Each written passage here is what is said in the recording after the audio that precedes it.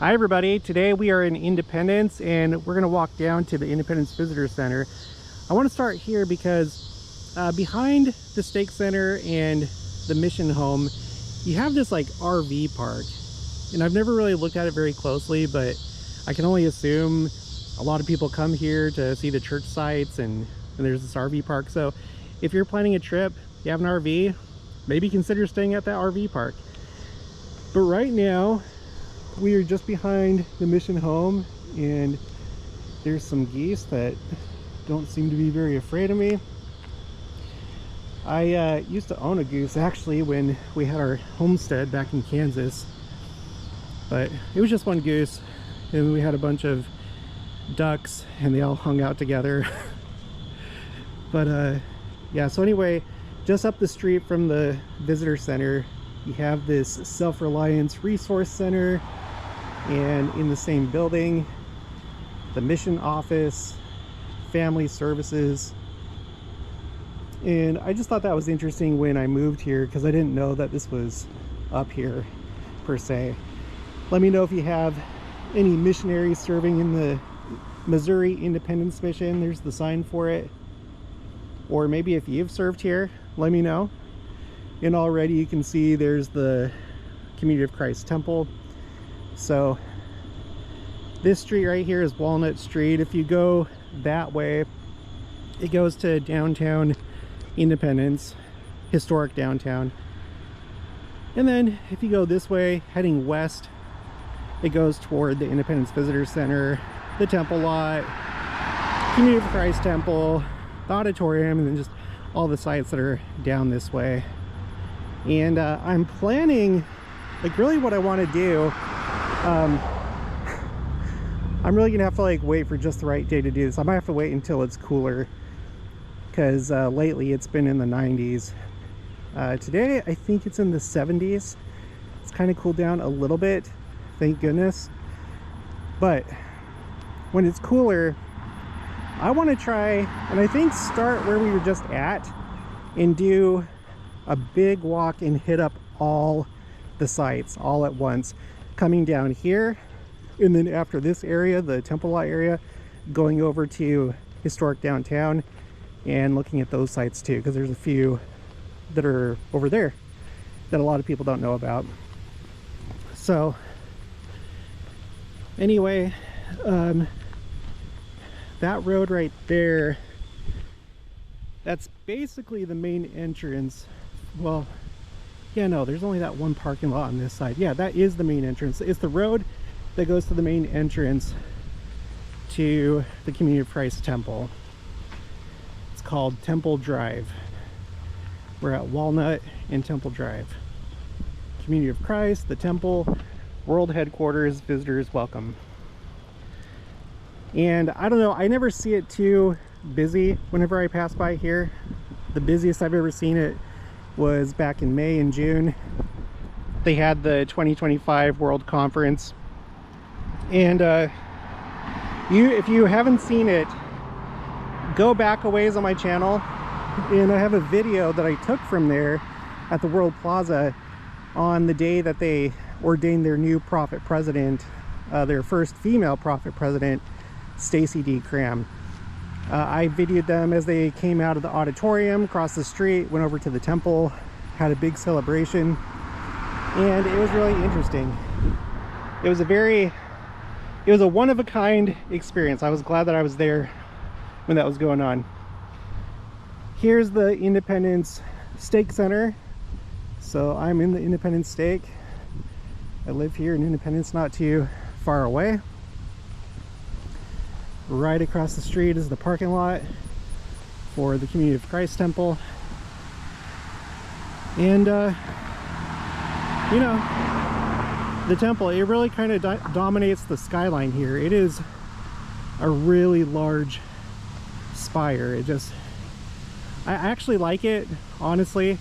I'm not necessarily going to be sad to see it go. At some point, I'm sure it's going to go when the city of New Jerusalem is built, but for right now, I think it's fine. I think it's pretty neat.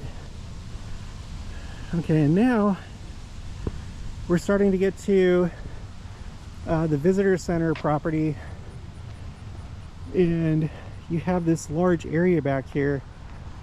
I have a more recent video where on the 5th of July the church hosts a fireworks show, and it works out really great because on the 4th, you know, you can do your family fireworks, you can go to the city fireworks or whatever, and then come over here the next day, and they block off these streets right here, and there's food trucks and vendors and everything, and there's like this whole area right here. I guess you would never like really think of it, but just this entire area, and then over there in the parking lot and at the temple lot, just full of people for the fireworks show. It was really fun. We plan on making it a family tradition.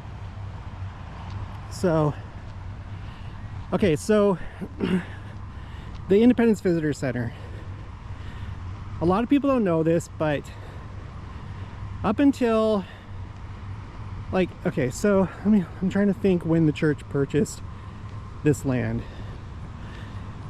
You know that there was another church that purchased the temple lot. You have the Community of Christ, at the time our LDS, that purchased these other portions of temple land. This is the land where during Joseph Smith's time, if they had built the city of Zion, the New Jerusalem, there would have been a 24 temple complex over here. It basically would have been like an administrative center. The temples would be for different purposes. Each temple, well, they were grouped into groups of 3, and each group of 3 corresponded to an office of the priesthood. So deacons, teachers, priests, and so on. Okay, so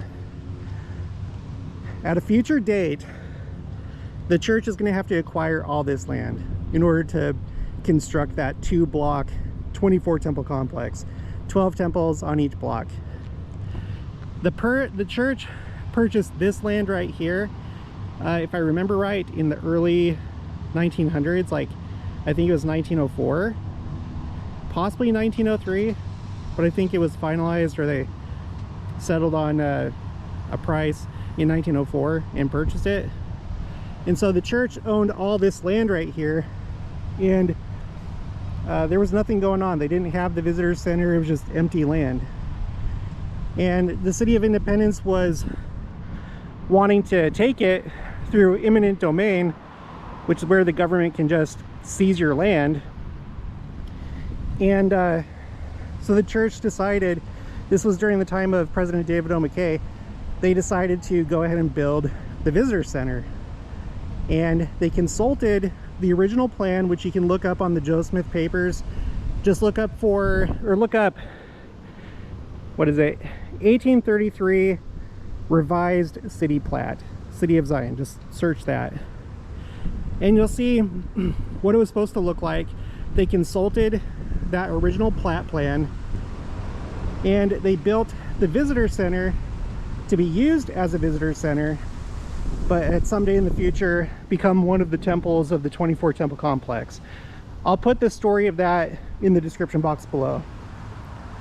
But here we are, we're at the visitor center. Right across is the Community of Christ temple, and this behind me is a temple in waiting.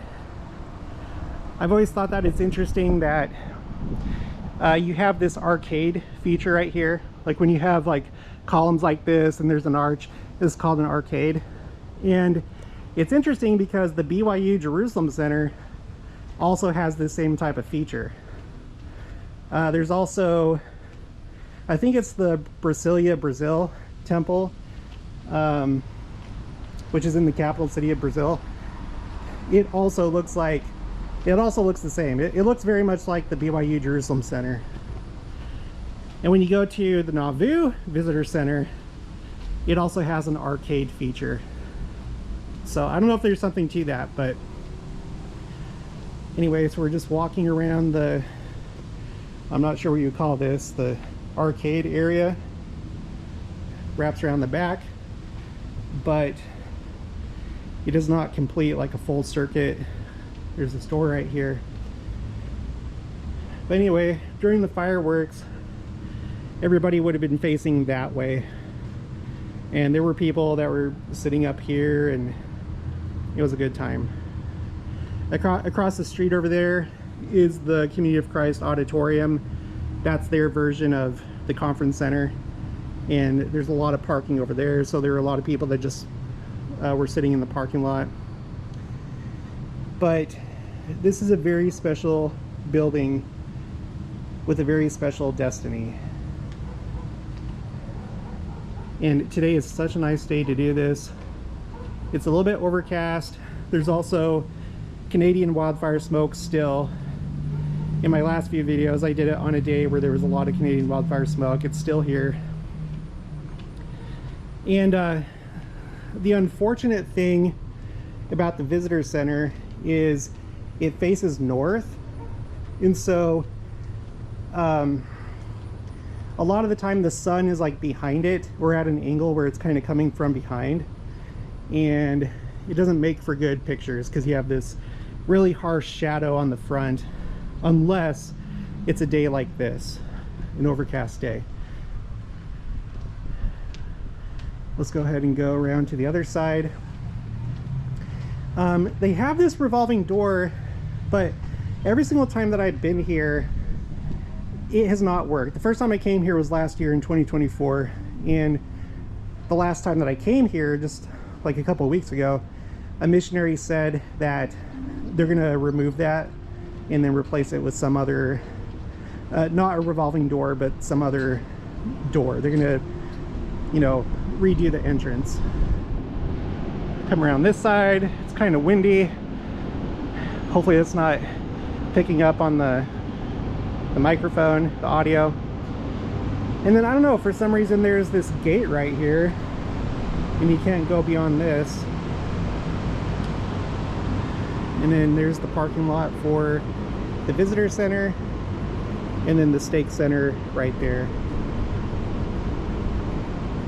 I like how it's like on this elevated piece of land right here, just like the temple lot. The temple lot is the lot for the primary temple of the 24 temple complex. That would be the headquarters temple, and that is just right over there. So we'll go over there in just 1 minute. I want to come down around this way, go down to the parking lot. Yeah, it is a really nice day. Like I said earlier, it's been brutal. Well, really for the last few weeks. It's been in the 90s. It's been really humid. We've had excessive heat warnings and advisories. Okay, so you got these steps that go down to the parking lot. But one thing that you'll read if you check out the description box is that they built the visitor center according to, oh, excuse me, had somebody behind me, scared the daylights out of me. They built the visitor center according to the specifications that were revealed to Joseph Smith, because those dimensions were revealed to the prophet. So it's a 2-story building, and I can't remember exactly what the dimensions are, but they'll be in the description box below. I have another video, if you go back there, the day that there was a tornado here in Independence, my wife and I were going to the 8 Witnesses Monument in Liberty, and we were coming back home, and then all of a sudden there was a tornado warning and the sirens were going off, and we weren't able to get home in time, so we stopped here at the visitor center and we took refuge down here. The missionaries had the door open as people were running inside, so go check out that video. But that was pretty intense. So anyway, let's go ahead and let's finish off by going to the temple lot. I'm sure by now, if you've been watching my channel, you probably know where the visitor center is in relation to the temple lot, or if you've been here yourself. But it's a pretty common sight when you're driving through here to see people coming from the visitor center right here and then going over, usually as a family, over to the temple lot. And then I don't know how many people, you know, go over to the Community of Christ temple. There's some stuff to see on the outside, and last I checked, if you want to tour the inside, you have to pay for a tour. You can do, well, okay, what was it that I saw? I think you can do a guided tour, but you can also do a self-guided tour. But either way, I think you have to pay. But don't take my word for it. Check it out for yourself if you want to go visit. I have a video of that as well. So, like I said, I was here for the 2025 World Conference. That's their like general conference. They have it every 3 years. This one was 1 year early because I think because of the new prophet president that they were going to ordain during the conference. But we came over here to see the World Conference. Oh, excuse my breathing. It's a lot of walking, a lot of hills. We came to see the World Conference, and so we came over to the temple because there was a lot of activity over here. And we asked at the front desk, like, hey, can we check this out? And because of World Conference, they were just like, yeah, that's fine, we'll give you visitor passes. And we didn't have to pay. So we got to just like walk around and have, you know, just totally explore wherever we wanted to inside the temple, except for like doors that were closed and stuff like that. But I have that video on this channel. I wish I would have taken more video, but anyway. So the visitor center is just catty corner to the temple lot. And don't make the mistake of just like coming over here and stopping. Like you see they have this, like this temple lot stone or marker, whatever you want to call it. Let's get really close.